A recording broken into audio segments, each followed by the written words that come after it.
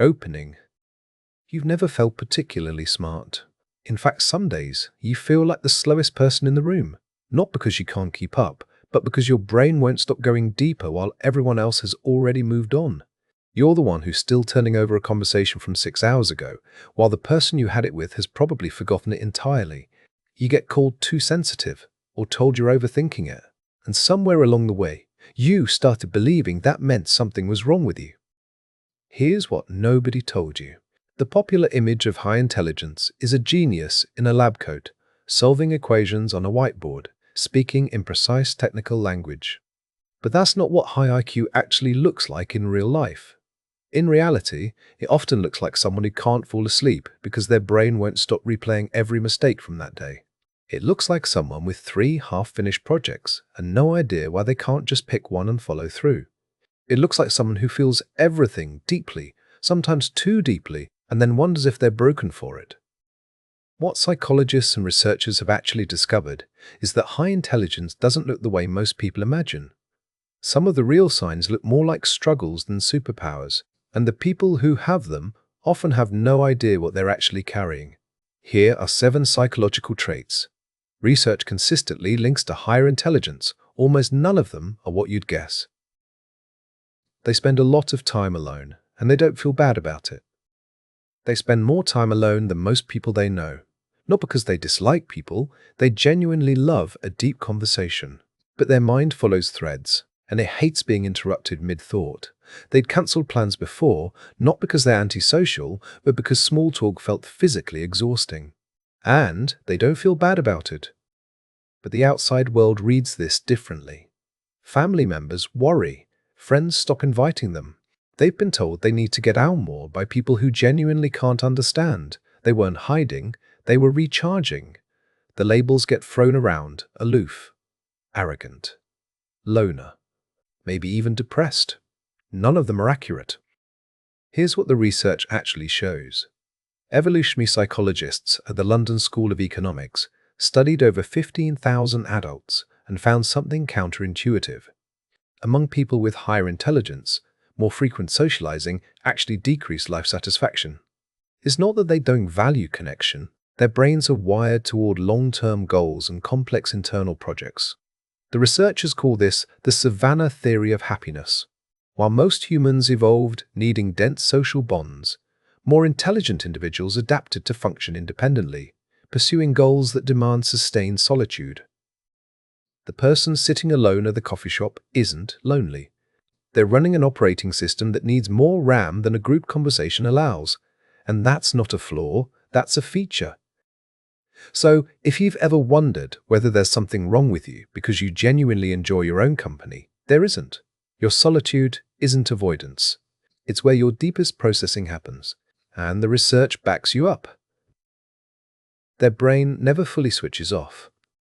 They replay conversations from hours ago, days ago sometimes.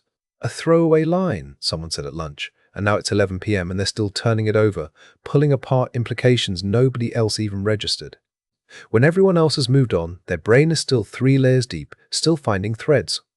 At night, when they lie down, the mind doesn't follow, it accelerates. The world calls this overthinking. Anxiety, maybe. Neuroticism, if someone wants to sound clinical about it. They've probably been told to just relax, as if there were a switch they forgot to flip. They may have even started to wonder if something is wrong with them, because their brain never seems to rest the way other people's brains do. But the research tells a different story. A study from Lakehead University, published in Personality and Individual Differences, found that people with higher verbal intelligence are significantly more likely to ruminate, to replay and analyze events in vivid detail. It's not a malfunction. A more verbally intelligent mind can simulate past and future with greater granularity. It simply has more to process. And a psychiatrist at SUNY Downstate Medical Center found that patients with the most intense worry also scored highest on IQ tests, as if the wiring for deep thought and the wiring for worry share the same circuitry. Here's the thing. Your brain doesn't overthink because it's broken. It overthinks because it sees things that a simpler mind would miss entirely. The noise you've been trying to quiet, that is the signal. And maybe nobody has ever said this to you before. That the thing you've been apologizing for, the racing thoughts, the late-night loops, the inability to just shut it off, isn't a malfunction. It's evidence of depth. It's what happens when a mind is built to see more than the surface. And maybe that changes how you hear the noise. They stay up way later than everyone else. You've never been a morning person. You set alarms, you try routines, but 8 a.m. always feels like moving through water. Then 11 p.m. hits. The house goes still, everyone sleeps, and your mind finally wakes up, clear, creative, alive. You've tried to change this your whole life, but your brain won't cooperate. The world has a name for that. Lazy, undisciplined. The 5 a.m. club tells you winners wake up early, and somewhere along the way you started believing it.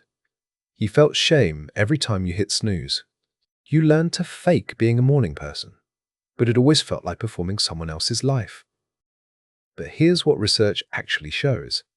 Evolutionary psychologist Satoshi Kanazawa found a direct, linear relationship between IQ and chronotype.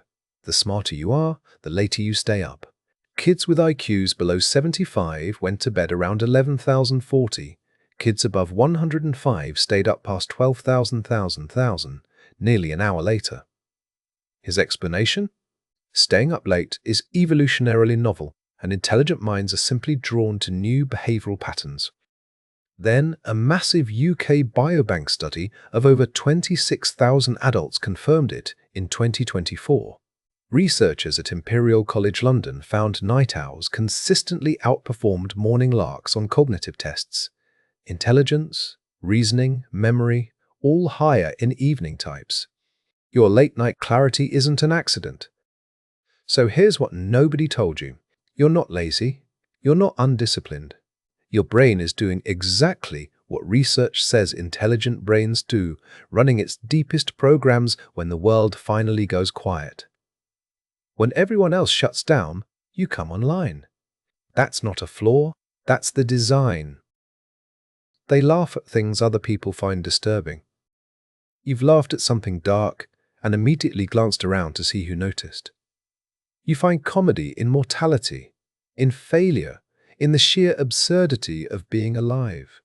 Not cruelty, you don't enjoy that at all, but the irony your brain catches before the filter can stop it. And you've been called messed up enough times that you've learned to keep it hidden. The world reads this as coldness. People assume your dark humor means you don't feel the weight of serious things. They get it exactly backwards. You're not laughing because you can't feel the darkness. Researchers at the Medical University of Vienna tested 156 people on their responses to dark humor alongside intelligence, aggression, and mood. The people who most enjoyed the dark jokes had the highest verbal and non-verbal IQ scores. They also had the lowest aggression and fewest mood disturbances, the most emotionally stable group in the whole study. The people who hated the dark jokes scored average on intelligence, highest on aggression, and had the worst moods.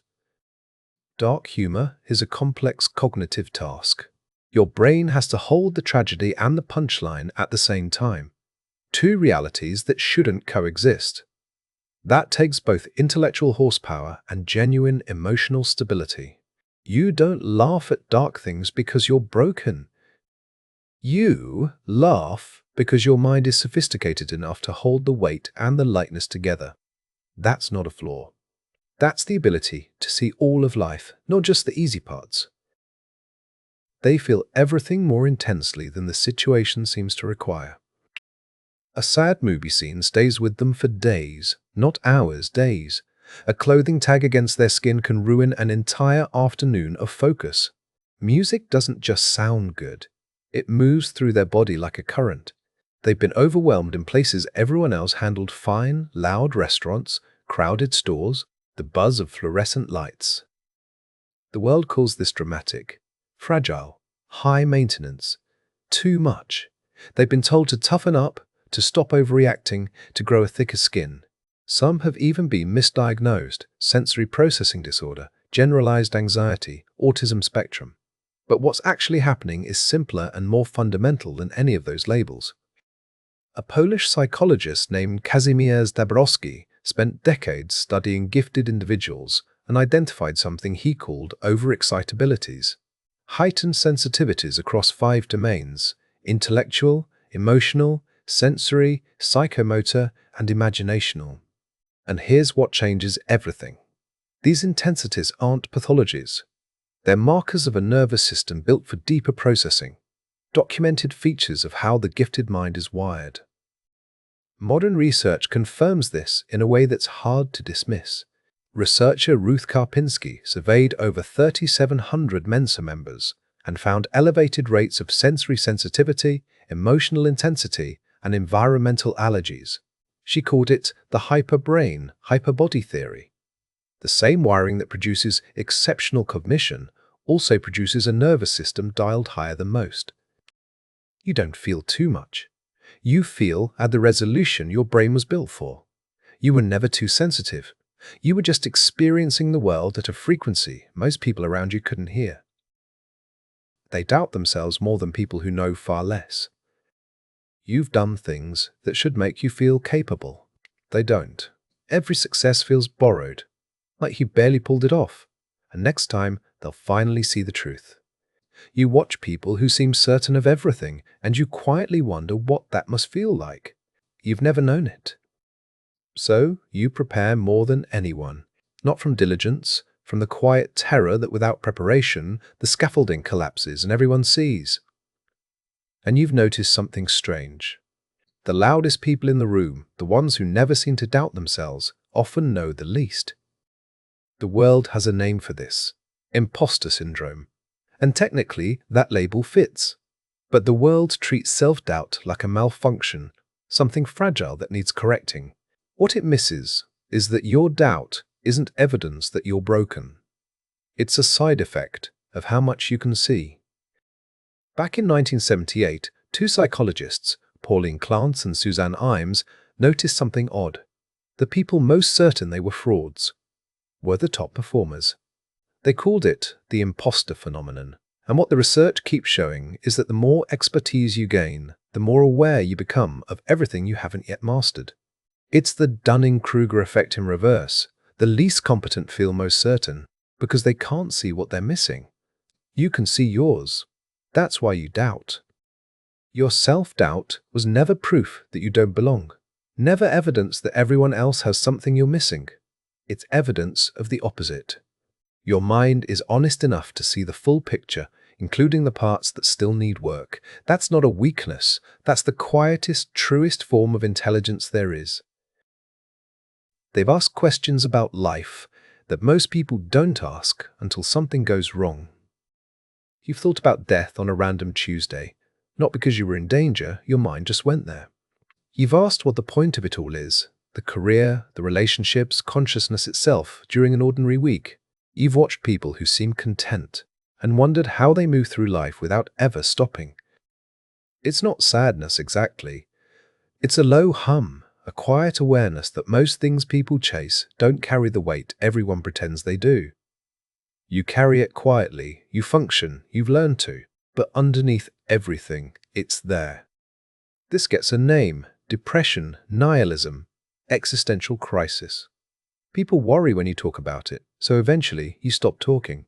You've wondered yourself, if normal people don't think like this, maybe the thinking is the problem. Maybe you'd be happier if your brain would just stop asking questions that don't have answers. But a psychologist named Dabrowski saw this completely differently. He called it positive disintegration. Old structures of meaning have to fall apart before deeper, more authentic ones can form. Gifted minds naturally gravitate toward what the philosopher Irvin Yalom called the 4 ultimate concerns: death, freedom, isolation, meaninglessness. They don't arrive at these questions because something's wrong. They arrive because their minds were built to see further than most people need to. Researchers studying gifted adults found that intellectually gifted people face a higher risk of crisis of meaning, not compared to everyone, but compared to high academic achievers. The questioning isn't the disease, it's the development. You didn't start asking because something broke. You started because your mind was built to see this far, and once you've seen it, you can't unsee it. Closing. The person who needs too much time alone Antisocial, that's the label.